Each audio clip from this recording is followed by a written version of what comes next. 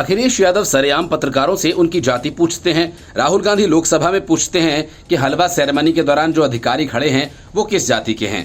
कांग्रेस जजों की जाति पूछती है, सैनिकों की जाति पूछ रही है और कहा जाता है कि हिंदुस्तान के लोगों को ये जानने का हक है कि सेना में किस जाति धर्म के कितने लोग हैं। ये विपक्षी दल पूछ सकते हैं, जातीय जनगणना की बात कही जाती है, लेकिन जब पलटकर राहुल गांधी से उनकी जाति पूछ ली जाती है तो हंगामा शुरू हो जाता है। सवाल ये कि कांग्रेस अब जब जातीय जनगणना करवाएगी तो उसमें राहुल गांधी को अपनी जाति भी तो बतानी होगी। लोकसभा में नेता प्रतिपक्ष राहुल गांधी लगातार जाति जनगणना का मुद्दा उठा रहे हैं। एक दिन पहले लोकसभा में राहुल गांधी पर पलटवार करते हुए भाजपा सांसद अनुराग ठाकुर ने राहुल गांधी को करारा जवाब दिया। उन्होंने कहा कि जिसको अपनी जाति का पता नहीं वो जाति जनगणना की बात कर रहा है। इस बात से कांग्रेस के साथी अखिलेश यादव भड़क गए। उन्होंने पूछा कि आखिर अनुराग ठाकुर ने किसी की जाति कैसे पूछ ली। इसके बाद अनुराग ठाकुर ने एक वीडियो शेयर किया। इसमें अखिलेश पत्रकारों से घिरे हुए दिख रहे हैं। एक पत्रकार के सवाल पर उन्होंने गलत ढंग से प्रतिक्रिया दी। अखिलेश ने कैमरा अलग ले जाने को कहा और कहा पत्रकार का नाम पूछना शुरू कर दिया। इसके बाद अखिलेश ने पत्रकार से पूछा कि तुम पिछड़े हो कि क्या हो, नाम क्या है तुम्हारा। इसके बाद अखिलेश ने वहीं खड़े दूसरे पत्रकार से उनका नाम बताने के लिए कहा। अखिलेश यादव को जैसे ही पत्रकार का नाम पता चला तो उन्होंने कहा कि अरे मिश्रा जी कुछ तो शर्म करो। अनुराग ठाकुर ने लोकसभा में राहुल गांधी के भाषण को लेकर उस पर पलटवार किया। भाजपा नेता कांग्रेस सरकारों के दौरान हुए कथित घोटालों और अतीत में उनके नेताओं द्वारा विपक्ष के नेता से सवाल पूछने के लिए जाति आधारित कोटा के बारे में आलोचनात्मक संदर्भ का उल्लेख किया। जाति आधारित जनगणना के मुद्दे पर राहुल गांधी जाति के संबंध में उनके सवाल के कारण लोकसभा में हंगामा हुआ। नेता प्रतिपक्ष ने इसे अपमान बताया और कहा कि ये उन्हें जातिवार गणना की अपनी मांग पर अड़े रहने से नहीं डिगा पाए। इस मुद्दे पर बीजेपी सांसद संबित पात्रा ने अखिलेश यादव और राहुल गांधी दोनों को घेरा। संबित पात्रा ने कहा कि राहुल गांधी और उनकी वजह से उनकी पूरी पार्टी का जो व्यवहार है वो माफी के लायक नहीं है। संबित पात्रा ने मीडिया से बातचीत करते हुए कहा कि जब अनुराग ठाकुर ने कल बिना किसी का नाम लिए बोला तो सिर्फ एक व्यक्ति को बुरा लगा और उसके इशारे पर कांग्रेस के सभी सदस्य संबित पात्रा ने राहुल गांधी पर हमला करते हुए कहा कि लोकतंत्र के मंदिर में वो अहंकार भरा व्यवहार दिखाते हैं और ये देखकर उनका दिल दुखता है। संबित ने समाजवादी पार्टी के प्रमुख अखिलेश यादव पर भी आरोप लगाया कि वे दूसरों से जाति पूछते हैं, लेकिन जब खुद इस बारे में पूछा गया तो हंगामा कर रहे हैं। उन्होंने कहा कि जाति क्या पूछ लिया, हंगामा हो गया। जाति के पूछने पर इस तरह व्यवहार। उन्होंने कांग्रेस के सांसदों पर सत्र के दौरान सदन की कार्यवाही में रुकावट डालने का भी आरोप लगाया। उन्होंने कहा कि कांग्रेस सदस्य कागज फाड़कर स्पीकर की तरफ फेंक रहे थे क्योंकि उन्हें लगा कि राहुल गांधी से उनकी जाति पूछी गई है।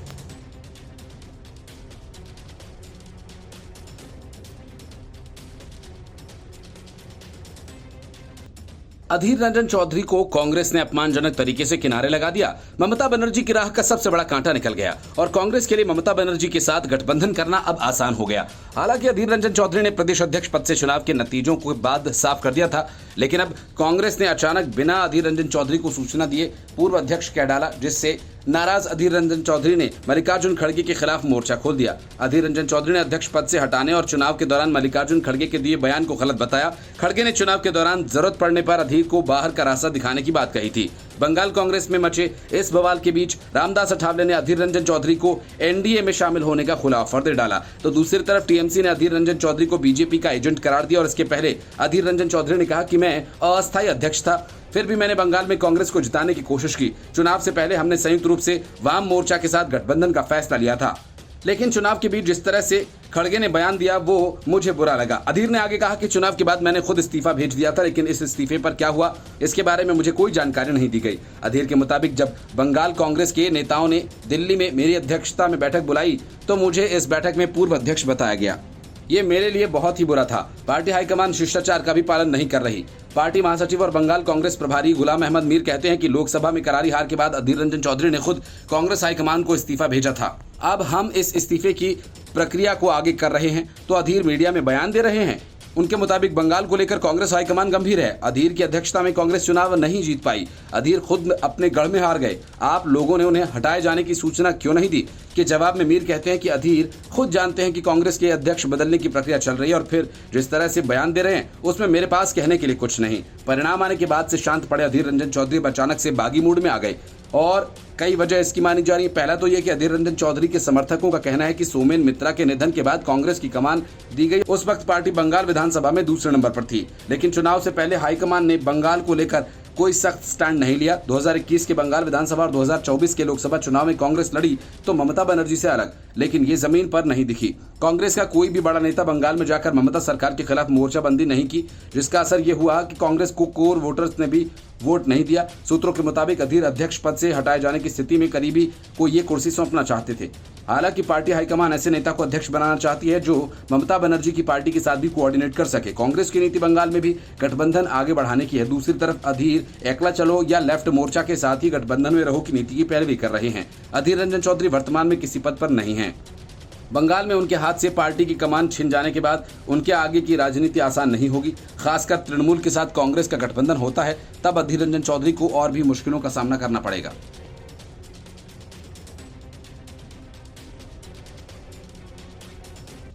दिल्ली के राजेंद्र नगर में कोचिंग संस्थान के बेसमेंट में पानी भर जाने के कारण 3 छात्रों की हुई मौत के मामले में दिल्ली हाई कोर्ट ने अरविंद केजरीवाल की सरकार की जमकर फजीहत कर डाली और केजरीवाल सरकार के मुफ्त की स्कीम पर सवाल खड़े कर दिए। दिल्ली उच्च न्यायालय ने इस मामले पर सुनवाई करते हुए प्रदेश की आम आदमी पार्टी सरकार की मुफ्त की राजनीति पर सवाल खड़े किए। अरविंद केजरीवाल फ्री में बिजली पानी का दावा कर चुनाव जीतते रहे। कार्यकारी मुख्य न्यायाधीश मनमोहन और जस्टिस तुषार राव गेडेला ने कहा कि फ्रीबी संस्कृति के कारण सरकार के पास इंफ्रास्ट्रक्चर को उन्नत बनाने के लिए पैसे ही नहीं हैं। उन्होंने चिंता जाहिर की कि एक तरफ जहां दिल्ली में जनसंख्या तेजी से बढ़ती जा रही है, वहीं दूसरी तरफ यहां के ड्रेनेज सिस्टम बर्बाद हुए पड़े हैं। जजेस ने कहा कि आप कई मंजिला इमारतों के निर्माण की अनुमति दे रहे हैं, लेकिन अपने पास ठीक ठाक ड्रेनेज सिस्टम भी नहीं है। साथ ही ध्यान दिलाया कि दिल्ली की नागरिक संस्थाएं कंगाल हो चुकी हैं। दिल्ली हाईकोर्ट ने केजरीवाल सरकार से पूछा कि अगर आपके पास कर्मचारियों को वेतन देने के लिए पैसे नहीं तो आप इंफ्रास्ट्रक्चर का विकास कैसे कीजिएगा। दिल्ली हाईकोर्ट ने स्पष्ट किया और कहा कि फ्रीबी कल्चर चाहते आप कोई धन संग्रह नहीं कर रहे, इसलिए आप पैसे खर्च भी नहीं कर रहे। दिल्ली हाईकोर्ट ने एमसीडी के परियोजनाओं पर काम करने के लिए कहा था, लेकिन उधर से कहा गया कि 5 करोड़ रुपए से अधिक बजट वाली हर परियोजना के लिए स्टैंडिंग कमेटी की अनुमति चाहिए। हाईकोर्ट ने कहा कि फिलहाल कोई कमेटी नहीं है। इस तरह एमसी ने एक योजना को लेकर कहा कि ये कैबिनेट में अनुमति के लिए जाना है, लेकिन अगली कैबिनेट बैठक कब होगी किसी को नहीं पता। वैसे भी केजरीवाल जेल में है, इसलिए न तो कैबिनेट मीटिंग होगी और न ही स्टैंडिंग कमेटी का गठन। एमसीडी में तो मेयर का चुनाव केजरीवाल की वजह से अटका पड़ा है। कोचिंग संस्थान में हुई 3 लोगों की मौत को लेकर छात्र सड़क पर हैं और इस क्रम में दिल्ली हाईकोर्ट में भी याचिका दाखिल की गई थी।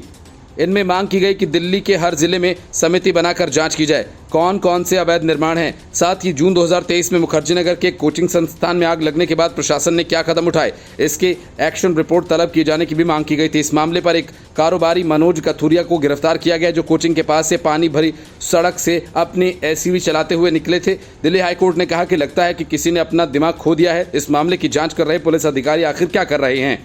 केवल एक एमसीडी अधिकारी को जेल हुई, आखिर अंत में किसी को तो जिम्मेदारी लेनी होगी। एमसीडी को इसे ठीक करना होगा। वरिष्ठ अधिकारी जिम्मेदारी लें, लेकिन वो एसी चैम्बर से बाहर निकलने के लिए तैयार नहीं हैं। हम पूरे परिदृश्य को देखना चाहते हैं, इसलिए इस मामले की जांच सीबीआई या लोकपाल से कराए जाने पर विचार किया जाएगा। Bureau report, news of India. शराब घोटाला मामले में अरविंद केजरीवाल की मुश्किलें बढ़ने वाली हैं। सीबीआई ने अरविंद केजरीवाल के खिलाफ 2021-22 की शराब नीति में भ्रष्टाचार की जांच पूरी कर ली। इसके साथ ही केंद्रीय जांच एजेंसी ने आरोप पत्र दाखिल कर दिया। इस आरोप पत्र में आम आदमी पार्टी के एक विधायक का भी नाम शामिल है। सीबीआई ने केजरीवाल के खिलाफ 8 आरोप लगाए। केंद्रीय जांच एजेंसी की तरफ से 5वें और अंतिम आरोप पत्र में दुर्गेश पाठक, पी शरत रेड्डी, विनोद चौहान, अमित अरोड़ा और आशीष माथुर शामिल हैं। दुर्गेश पाठक साल 2022 में गोवा विधानसभा चुनाव के प्रभारी थे। वहीं शरत रेड्डी ईडी की समांतर जांच में सरकारी गवाह हैं और उन्हें क्षमादान दिया गया है। नए आरोप पत्र में सीबीआई ने पूर्व उप मुख्यमंत्री मनीष सिसोदिया, के कविता सहित 23 व्यक्तियों पर भ्रष्टाचार निवारण अधिनियम, आपराधिक षड्यंत्र और धोखाधड़ी के तहत आरोप लगाए। सीबीआई ने कहा कि केजरीवाल मुख्य साजिशकर्ताओं में से एक के रूप में सामने आए हैं। केजरीवाल के करीबी विजय नायर आबकारी नीति में कारोबारियों के अनुकूल प्रावधान शामिल करने के लिए विभिन्न शराब निर्माताओं, व्यापारियों के संपर्क कर रहे थे और उनसे रिश्वत वसूलने का काम भी विजय नायर के जिम्मे ही था। शरद चंद्र रेड्डी ही वो शख्स हैं जिनके बयान के आधार बनाकर सीएम केजरीवाल को गिरफ्तार किया गया। शरद रेड्डी हैदराबाद की औरबिंदो फार्मा लिमिटेड के मालिक और एमडी हैं। औरबिंदो फार्मा कंपनी पर आरोप है कि उन्होंने दिल्ली शराब घोटाला मामले में भूमिका निभाई और नई नीति के तहत 5 शराब खुदरा क्षेत्रों के लिए लाइसेंस हासिल किया। उन्हें गिरफ्तार किया गया था। खुदरा क्षेत्रों के लिए लाइसेंस हासिल किया गया, उन्हें गिरफ्तार किया गया था। फिलहाल वे जमानत पर बाहर हैं। दुर्गेश पाठक को कुछ महीने पहले ईडी ने पूछताछ के लिए बुलाया था। उन पर दिल्ली शराब घोटाला मामले में शामिल होने और केजरीवाल की मदद करने के आरोप लगे हैं। विनोद चौहान पर गोवा विधानसभा चुनाव के आम आदमी पार्टी के चुनाव अभियान के लिए साउथ ग्रुप की ओर से दी गई रिश्वत को ट्रांसफर करने का आरोप है। ईडी का दावा है कि कविता के पीए विनोद चौहान को गोवा चुनाव के दौरान 25 करोड़ रुपए दिए गए थे। यही पैसा आम आदमी पार्टी और अरविंद केजरीवाल तक पहुंचाया गया। बड़ी बात यह कि विनोद चौहान के मोबाइल से ही केजरीवाल के चैट्स पकड़े गए और अरविंद केजरीवाल फंस गए। आशीष माथुर मशहूर बिजनेसमैन है और उन पर आरोप है कि दिल्ली शराब नीति तय करने में उन्होंने केजरीवाल सरकार की मदद की, उसमें इस बदलाव करने में भी उनका योगदान है। बीते 12 जुलाई को ईडी ने माथुर को तलब किया था। उसी दिन चौहान के लिए प्रोडक्शन वारंट जारी किया गया था। दिल्ली शराब घोटाला में ईडी ने गुरुग्राम से कारोबारी अमित अरोड़ा को गिरफ्तार किया था। अमित ने अपने बयान में के चंद्रशेखर राव की बेटी के कविता के नाम लिया था और उसी के बाद पूरा मामला खुला और फिर गोवा तक पैसे पहुंचाने की बात सामने आई। सांसद मगुंटा श्रीनिवासुलु रेड्डी ने मार्च 2021 में केजरीवाल से मुलाकात की। उन्होंने दिल्ली के मुख्यमंत्री से दिल्ली में शराब के कारोबार के मदद का अनुरोध किया। केजरीवाल ने उनसे बीआरएस नेता के कविता से संपर्क करने को कहा क्योंकि उनकी टीम के साथ काम कर रही थी। केजरीवाल ने रेड्डी से आम आदमी पार्टी को फाइनेंशियल हेल्प देने की भी बात कही। सीबीआई का कहना था कि इस तथ्य को पुष्टि करने में रिकॉर्ड में मौजूद उस समय की डॉक्यूमेंट मटेरियल से होती है। कविता ने रेड्डी से कहा कि 100 करोड़ रुपए की व्यवस्था की जानी चाहिए जो मार्च 2021 तक दिए जाने चाहिए। आबकारी नीति पर निर्णय लेने के लिए मंत्रियों के समूह फरवरी 2021 में 8 से 10 बैठकों का उचित विवरण तैयार नहीं किया गया। मई 2021 में कोविड-19 महामारी के पीक पर रहने के बावजूद नई आबकारी नीति को बहुत जल्दबाजी में संसाधित और अनुमोदित किया गया। पंजाब विधानसभा चुनाव के दौरान जिस तरह से नवजोत सिंह सिद्धू ने पार्टी को नजरअंदाज करते हुए अपना अलग गुट बना लिया था और अपनी ही पार्टी के नेताओं को चुनौती देते नजर आए थे, अब वही सब हरियाणा कांग्रेस में भी हो रहा है। बड़ी बात यह कि जिस तरीके से पंजाब में राहुल गांधी, प्रियंका गांधी वाड्रा, नवजोत सिंह सिद्धू को बढ़ावा देते रहे, वही सब हरियाणा में कुमारी शैलजा को बढ़ावा दे रहे हैं। हरियाणा में भूपेंद्र हुड्डा और किरण चौधरी के बीच तकरार इतनी बढ़ गई कि कुमारी शैलजा प्रदेश में पार्टी से इतर अपने कार्यक्रम आयोजित करने लगी। इतना ही नहीं, कुमारी शैलजा खुद को सीएम कैंडिडेट तक के तौर पर पेश कर रही हैं, तो दूसरी तरफ हुड्डा अपने बेटे दीपेंद्र को सीएम कैंडिडेट बनाने के लिए गोटियां बिछा रहे हैं। माना जा रहा है कि अगर हुड्डा और शैलजा के बीच इस तरह की तकरार जारी रही तो कांग्रेस का चुनाव में हारना तय है। कुमारी शैलजा और भूपेंद्र सिंह हुड्डा के बीच टकराव में इतनी तेजी है कि अलग अलग यात्राएं निकाली जा रही हैं। एक तरफ रैलियों में भूपेंद्र हुड्डा के बेटे दीपेंद्र हुड्डा को सीएम फेस बताया जा रहा है, तो कुमारी शैलजा की यात्राओं में उन्हें अगले मुख्यमंत्री के तौर पर पेश किया जा रहा है। उनके जो पोस्टर्स आ रहे हैं उसमें भी वही प्रमुख तौर पर दिखती हैं। इसके अलावा चौधरी वीरेंद्र सिंह और न रणदीप सुरजेवाला की तस्वीर दिखती है, लेकिन प्रदेश अध्यक्ष उदय भान और भूपेंद्र सिंह हुड्डा का नाम और फोटो नहीं है। फेसबुक, एक्स जैसे सोशल मीडिया प्लेटफॉर्म्स पर भी कुमारी शैलजा के समर्थन में उन्हें अगला मुख्यमंत्री बता रहे हैं। ऐसी स्थिति में भूपेंद्र सिंह हुड्डा खेमे से उनका टकराव होना लाजिमी है। विधानसभा चुनाव से पहले कांग्रेस का 2 खेमों में बंटना उसके लिए चिंता बढ़ाने वाला है। लोकसभा चुनाव में कांग्रेस ने 5 सीटों पर जीत हासिल की थी और इसके चलते उनके लिए विधानसभा में उम्मीदें बढ़ी थीं। 2014 के बाद पहली बार कांग्रेस खुद को मजबूत मान रही है। ऐसे में कुमारी शैलजा और हुड्डा के गुटों में बांटना कांग्रेस के लिए मुश्किल भरा होगा। कुमारी शैलजा ने संदेश यात्रा निकाली और वो अपने गढ़ सिरसा के अलावा अंबाला, करनाल, कैथल जैसे इलाकों में भी खूब जा रही हैं। हालांकि भूपेंद्र हुड्डा गुट संभलकर बात कर रहा है। कुमारी शैलजा ने अपनी यात्रा को उनसे अलग बताया था, लेकिन हुड्डा के पूछे जाने पर कहा कि उनकी यात्रा अलग नहीं है। अब ताकत की बात करें तो राज्य में जीत हासिल करने वाले कुल 4 सांसद दीपेंद्र हुड्डा, जयप्रकाश, सत्यपाल ब्रह्मचारी और वरुण चौधरी ने सीनियर हुड्डा को ही समर्थन दिया। कुमारी शैलजा अकेली सांसद हैं, फिर भी उन्हें रणदीप सुरजेवाला और चौधरी वीरेंद्र सिंह का समर्थन हासिल है।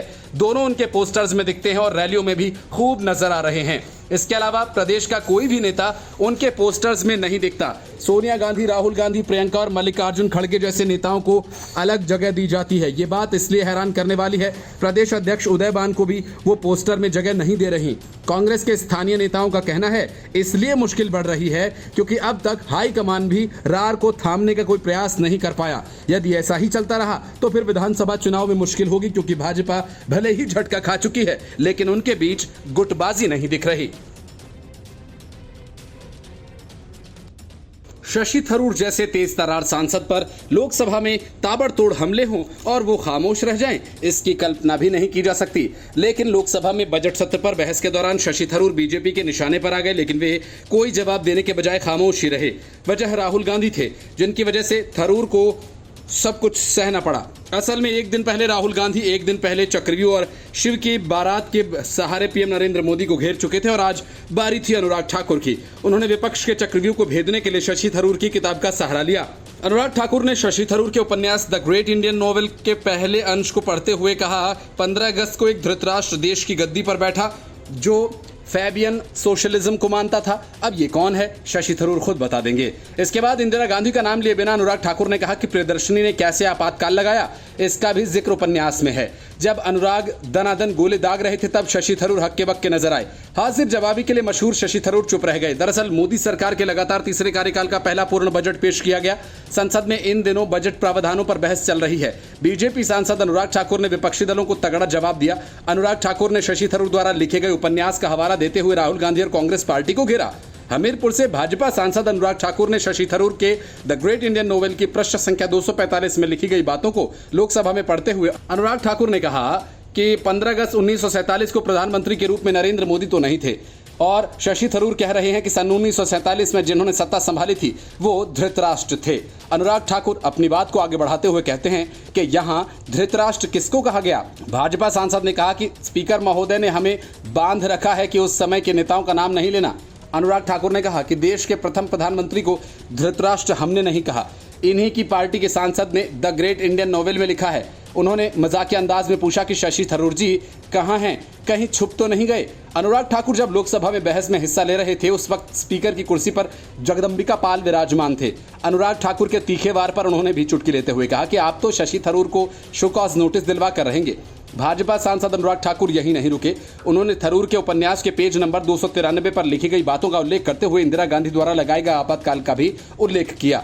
अनुराग ठाकुर ने इसका हवाला देते हुए कहा कि इस देश को पता है कि एकमात्र फैबियन समाजवादी कौन थे। भाजपा सांसद ने आपातकाल का उल्लेख करते हुए कहा, ये देश की यातनाओं का भुक्तभोगी रहा है जिसे देश कभी भूल नहीं पाएगा। स्पीकर की भूमिका निभा रहे जगदम्बिका पाल ने अनुराग ठाकुर से कहा कि वो जिस किताब को कोट कर रहे हैं उसकी प्रति सौंप दें।